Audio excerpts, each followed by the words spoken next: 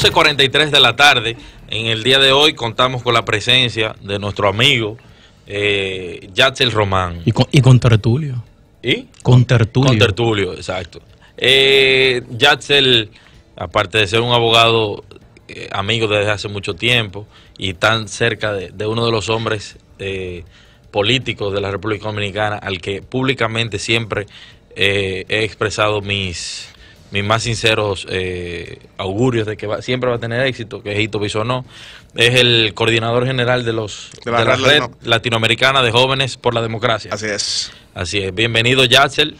Muchísimas gracias. Y es un estudioso de la política internacional. Sí, exactamente. También, o sea, que... Bienvenido. Y bueno, esta semana ha sido una muy notable en América Latina por una razón que explico ahora. Muchos se preguntarán por qué recientemente, es decir, antes de ayer, se proclamó como presidente legítimo de la nación a Juan Guaidó, que es el presidente de la Asamblea Nacional. Explícale al pueblo, sí, a nuestra audiencia, ¿qué es un presidente legítimo? ¿Por qué él se declara presidente legítimo? A eso voy. ¿Cuál es la legitimidad por la cual se considera legal una presidencia por las elecciones? Por eso precisamente, independientemente de que Nicolás Maduro había ejercido todo tipo de acciones que llevaban a la deslegitimación de su gobierno, todavía tenía esa ilusión de legalidad, que era el hecho de que las elecciones de 2013, independientemente de haber sido muy cuestionadas, eran reconocidas como válidas por la totalidad de la comunidad internacional.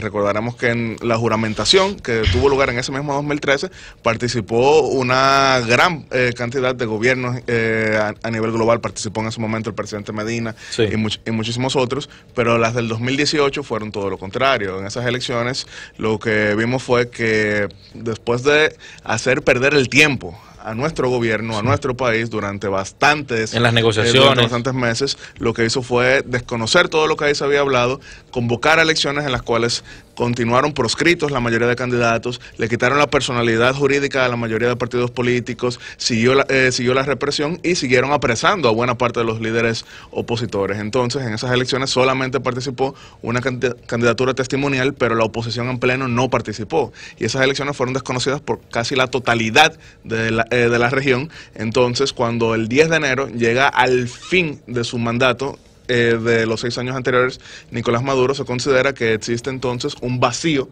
de poder o una usurpación de poder, ya que no es reconocido como válido ese mandato. Para ponerlo en contexto, eso no es la primera vez que vemos algo similar en la región, porque en el año 2009 recordaremos que buena parte de la región no quería reconocer a Porfirio Lobo como presidente, sí, de Honduras, tomando en cuenta el hecho de que se estaba desarrollando una crisis constitucional en ese país. Que el presidente Leonel Fernández jugó un papel fundamental, sí, ahí, y Lula y el expresidente Lula también jugaron, sí, la mediación. Sí, también Juan Manuel Santos, Oscar Arias y demás, pero poniendo en contexto que esto no es la primera vez que suceda, pero algunos dirán que no, que eso es contra Venezuela, que eso es contra Maduro, sí, pero también pasó contra Porfirio Lobo, que era un presidente de derecha. Sí. Pero bueno, continuando, entonces cuando hay ese vacío de poder, la Constitución venezolana establece un claro mecanismo para la sustitución y habla de que el presidente o la presidenta de la Asamblea Nacional, y esto según el artículo 233 de la Constitución, que aprobaron los chavistas, que desarrollaron los chavistas, y que han querido modificar últimamente, pero que no hemos visto ningún avance en ese sentido.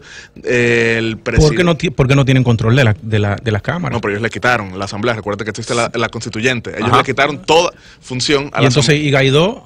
No, Guaidó es el presidente de la Asamblea, porque ellos no la anularon completa, pero le quitaron todas las funciones y crearon la Asamblea Constituyente. Sí, claro, que es una paralela. Que es una paralela, o sea, a diferencia, por ejemplo, lo que hizo Fujimori en 1992, que anuló el Congreso peruano, o también, por ejemplo, lo que hizo en su momento René Preval, que anuló el Parlamento haitiano, entre muchos otros. En Venezuela lo que hicieron fue crear una paralela, pero precisamente el artículo 2... Chavistas. Sí, todos chavistas. ¿Se puede hablar de una dictadura ahora mismo? Claramente, o sea, si quedaba alguna duda mínima por precisamente esa ilusión de legitimidad que era la elección del año 2013, eso se esfumó el 10 de enero. Y es una pena porque creo firmemente que en República Dominicana existían las condiciones para llegar a un acuerdo que llevase a una salida democrática y pacífica. De diálogo, de comunicación. Pero nos pusieron de relajo. Y garantista para todito eso porque era un proceso legítimo, pero entonces fue ignorado completamente. Pero para terminar con lo que es la base legal, el artículo 233 establece que el presidente de la Asamblea Nacional asume entonces de manera interina la presidencia de la República y que entonces debe convocar a elecciones, que eso es lo que ha anunciado Juan Guaidó, y por eso precisamente es que hemos visto que en las últimas horas se ha desplegado un operativo del SEBIN para secuestrar a Juan Guaidó. En este momento no se conoce su paradero. Ha dado señales de que fue liberado, pero todavía no se ha visto, y demás, pero estamos en una situación bastante complicada en Venezuela. Yadsel, ante la situación actual y la crisis venezolana actual, ¿tú crees que ya se avecina una medida de tanto los organismos internacionales como de los países solidarios con... o el hecho de que no los reconozcan? La OEA. Con que una medida militar. Exacto, que haya una intervención militar. Bueno, hay que tomar quizá los precedentes en cuenta, porque recordaremos que en Haití, por ejemplo, cuando cae Jean-Bertrand Aristide en 1991 y asume el coronel Raúl Cedras, siguió siendo reconocido Aristide como presidente a nivel internacional, y algo muy llamativo fue que cuando se celebra la Cumbre de las Américas en 1994, entonces quien asiste es Jean-Bertrand Aristide, que llevaba 3 años fuera de lo que era el poder de facto que tenía Raúl Cedras, y eso llevó a muchas crisis, y finalmente en 1994 Estados Unidos interviene en Haití y vuelve, y entonces impone a Jean-Bertrand Aristide de una manera muy llamativa, porque le computaron los 3 años que él llevaba fuera y tuvo que entregar el poder entonces en 1996. Otro precedente también muy relacionado de igual forma a la República Dominicana, no tanto como el de Panamá, que recordaremos que Panamá celebra elecciones en 1989 que son ganadas por Guillermo Ondara en plena dictadura de Noriega,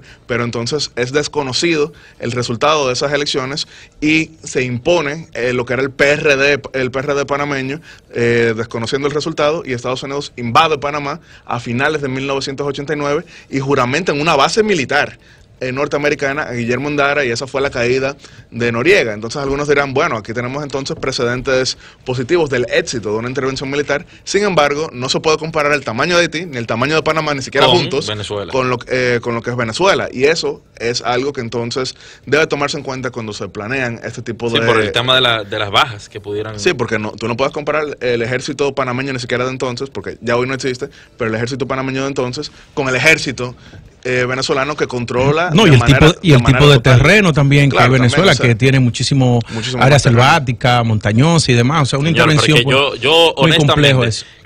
Como estoy viendo la situación, al parecer no va a haber una salida democrática. Yo estoy claro de que la salida de la dictadura de Venezuela va a tener que depender en gran parte del pueblo venezolano. Del pueblo venezolano, pero con apoyo internacional, porque tiene que haber solidaridad en ese sentido. Ahora bien, eso no quiere decir que vayamos a minimizar lo que implicaría ese tipo de situación, porque vuelvo y digo, unas Fuerzas Armadas que están unidas de manera total con Nicolás Maduro. Ahora, vale la pena quizá poner otro ejemplo solamente para lo que sería cultura. La dictadura paraguaya de Alfredo Stroessner, una persona que tiene mucha relación también con la República Dominicana, fue quien de manera más enfática apoyó en 1965 a las fuerzas de paz, entre otras. Él no fue derrocado por los opositores, fue derrocado por su propio partido, por los propios militares y su propio concuño, que era Andrés Rodríguez. Y pasa algo interesante, que al día de hoy, ¿quién gobierna Paraguay? El Partido Colorado de Stroessner. Los mismos que lo derrocaron porque consideraban que él le causaba bastante obstáculos para lo que iba a ser la prolongación en el poder del mismo sistema. Solo que ahora entonces sí hay elecciones competitivas, incluso el Colorado perdió una elección y demás, pero lo que hubo fue una mutación del gobierno, y eso es algo a lo que han apostado muchos durante bastante tiempo. Incluso en el propio discurso de Juan Guaidó como presidente de la Asamblea Nacional, él llamaba a los militares a que formaran parte de la transición en Venezuela, pero sigo resaltando que es una situación bastante compleja, es la más compleja que ha vivido América Latina en cuanto a lo que sería luchas democráticas, tomando en cuenta que los demás países que han tenido situaciones de transición convulsa son mucho más pequeños que Venezuela, no han manejado los recursos que ha manejado Venezuela, porque por ejemplo, si nos vamos a Guatemala, Ríos Montt duró 18 meses, si nos vamos a Chile, Pinochet fue derrotado en un referéndum, si nos vamos a Perú, el tema de Fujimori terminó renunciando por fax, si nos vamos por ejemplo a Panamá, a Noriega también lo sacaron, si nos vamos aquí a República Dominicana, tuvimos una situación convulsa, pero Trujillo terminó en un baúl. Venezuela ha manejado, por ejemplo, barriles de petróleo en un momento que estaban alrededor de 170 dólares. O sea, todo ese dinero que se ha repartido hace que mucha gente le deba algún tipo de, digamos, gratitud perversa a lo que es Venezuela. Pero, vuelvo y digo, ahora mismo lo que queremos es ver qué terminará pasando con Juan Guaidó, que es una persona con quien tengo muy buena relación en esta misma emisora. Lo hemos entrevistado en otras ocasiones. Y además, él fue observador en las elecciones de República Dominicana del año 2012, una persona muy cercana a Leopoldo López. Y ahora mismo no sabemos qué va a terminar pasando, si va a quedar libre el día de hoy, o si esto era solamente una medida para atemorizarlo y demás. Pero yo sí creo, y con esto cierro, que si mantienen preso hoy a Juan Guaidó, que ha recibido el reconocimiento del mundo, entonces mañana Venezuela termina la mutación total hacia lo que será otra Cuba en América Latina, y eso es lamentable, eso es algo condenable, y eso es algo que no queremos ver, porque lo que queremos es ver una Venezuela libre y democrática. Jaxel, cambiando de tema, pero no yéndonos muy lejos, pues seguimos en América. La amenaza de Trump de sacar a República Dominicana del DERE-CAFTA, muchos juristas... sí, que hay que resaltar que Trump no ha dicho eso. Eso fue el New Herald. El New Herald, que no es que le estoy, digamos, restando crédito a lo que ellos están diciendo, pero si Trump estuviera planeando algo, lo que hemos visto es que él lo anuncia. Ahora bien, hay que tomar algo en cuenta. Trump en varias ocasiones ha hablado de que no quiere que China se aproveche de tratados de libre comercio que tiene Estados Unidos para entrar sus productos sin aranceles hacia aquel país. ¿Y por qué? Porque, por ejemplo, desde que entramos como país y varios otros de nuestros aliados al DERE-CAFTA, se eliminaron buena parte de los aranceles de nuestros productos. Y eso ha llevado a, por ejemplo, el déficit comercial que tenemos hoy en día, que hay que resaltarlo. Estados Unidos se beneficia de una manera notable en ese sentido, porque hay más de un 30% de déficit en la balanza comercial, es decir, que nosotros importamos más de lo que exportamos, lo cual no es necesariamente malo, porque eso implica que se vuelven más baratos algunos productos que consumimos aquí, y eso es muy... Que entra libre de aranceles eso es muy notable, pero China ha sido castigada por Estados Unidos con una gran cantidad de aranceles por lo que es la guerra comercial que están desatando tanto Washington como Beijing. Estados Unidos acusa a China de que manipula la moneda, lo cual es muy notable. China mantiene una moneda subvaluada para precisamente fortalecer las exportaciones y al mismo tiempo fortalecer para el 2019, el consumo interno. Para el 2019 China proyecta un decrecimiento de su economía, por lo menos en 5 puntos. Claro, y cuando estamos hablando de una guerra comercial, eso es innegable que lleva a un decrecimiento de la economía. Pero cuando estamos viendo esa guerra comercial, entonces Estados Unidos, algunos juristas están evaluando si pueden entonces sacar a países que recientemente asumieron relaciones con China, como es el caso de El Salvador y República Dominicana. Algunos se preguntarán por qué no Panamá. Panamá no está en el DERE-CAFTA. ¿Qué hay de cierto en que la República Dominicana, que siempre se ha mantenido tibio con el caso de Venezuela, ahora en la OEA haya apoyado el no reconocimiento del gobierno de Nicolás Maduro? ¿Qué lectura te merece eso a partir de las presiones que puedan existir desde Estados Unidos contra la República Dominicana a raíz de la firma y establecimiento de relaciones diplomáticas con la República Popular China? Yo creo que es innegable que es un factor a tomar en cuenta. No estoy diciendo que sea el único factor, porque vuelvo y digo, yo no creo que hayan quedado muy contentos en el gobierno dominicano luego de perder tanto tiempo en un diálogo que llevó a nada.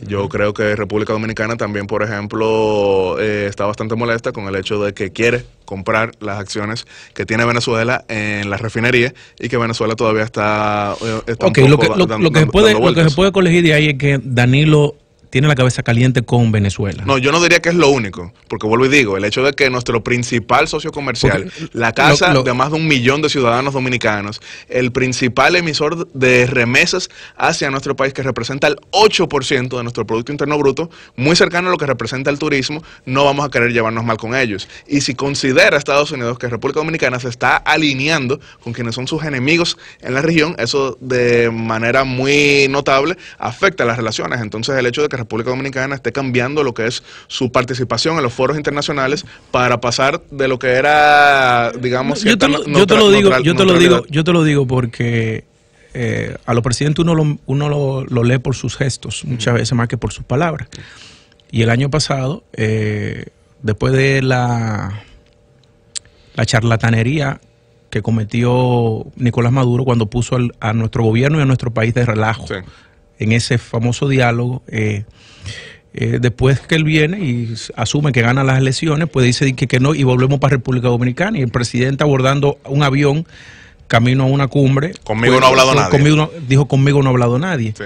Ese gesto y el lenguaje corporal del presidente te dice muy claro cuál es la actitud que él tiene contra el gobierno de cuando Venezuela. Él dice eso, fueron 2 semanas antes de lo que terminó siendo el voto contra Venezuela, el primero, sí, en la OEA, que eso fue a finales de mayo, que el presidente Medina dijo, conmigo no ha hablado nadie, y 2 semanas después vota en contra.